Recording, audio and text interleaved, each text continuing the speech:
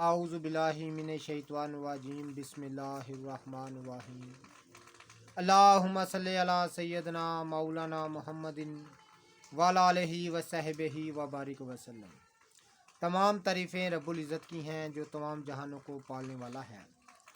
नाज़रीन किराम, आज बहुत ज़्यादा बरसात यहाँ हो रही है, बारिश का मौसम है, तो सब यहाँ दोस्त अहबाब मिलकर हम बैठे हुए हैं।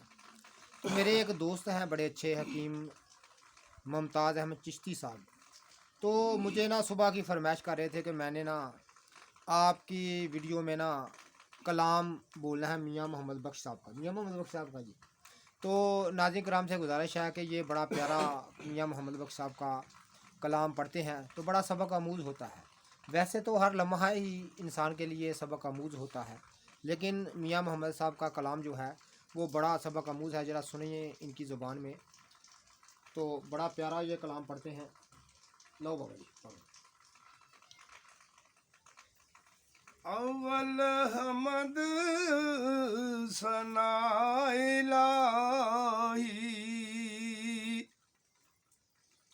जो मालिक हर हर दा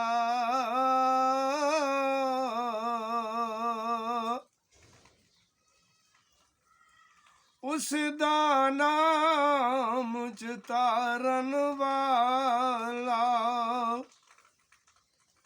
किसे मैदान नहीं हरदा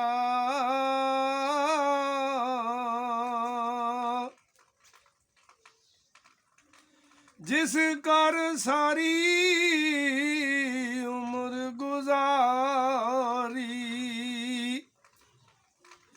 एक रात नहीं मिल आई रहना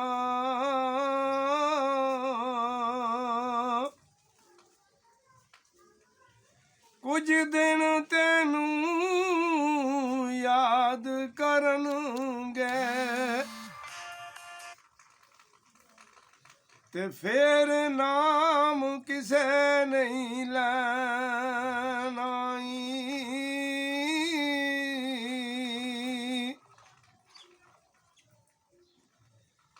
मान करी तू जिस करदा एक पल रहन नहीं देंदे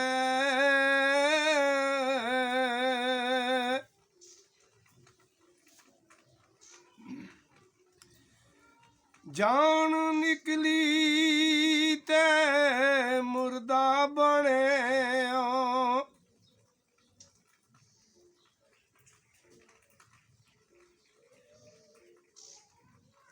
अज कोई हथ नहीं लांदा डरदा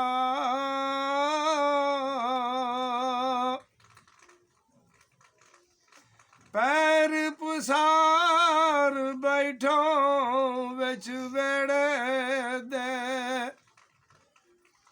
ते लोकी आखण कड्डो कड्डो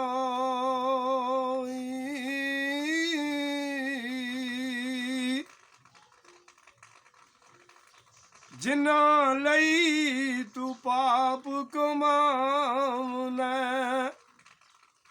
अजो किथे ने तेरे कर दे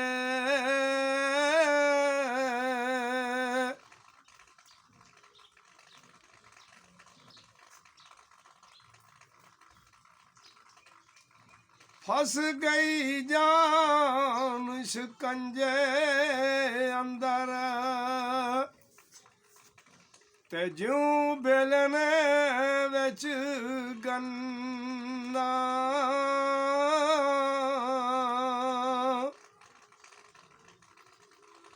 रो नू कह हुन रो मुहम्मद ते अज रवे ते मन्ना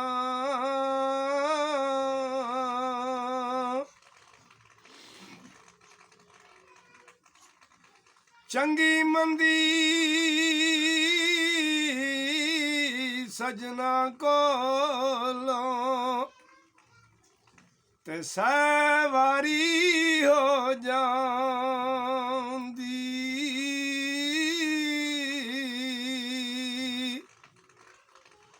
ਯਾਰ ਯਾਰਾਂ ਤੇ ਗਿਲਾ ਨਹੀਂ ਕਰਦੇ, ਤੇ ਸੁੱਚੀ ਪ੍ਰੀਤ ਜਿਨ੍ਹਾਂ ਦੀ।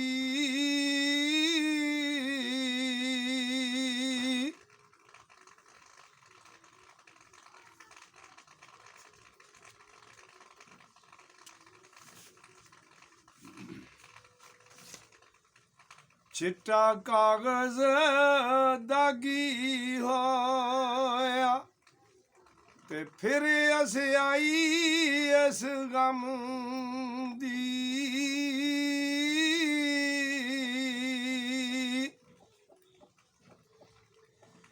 ਦੁੱਖਾਂ ਕੀ ਤਾਈ ਅੱਜ ਜ਼ੋਰ ਮੁਹੰਮਦ, ਤੇ ਨਹੀਂ ਖਬਰ ਇਸ ਦਮ ਦੀ।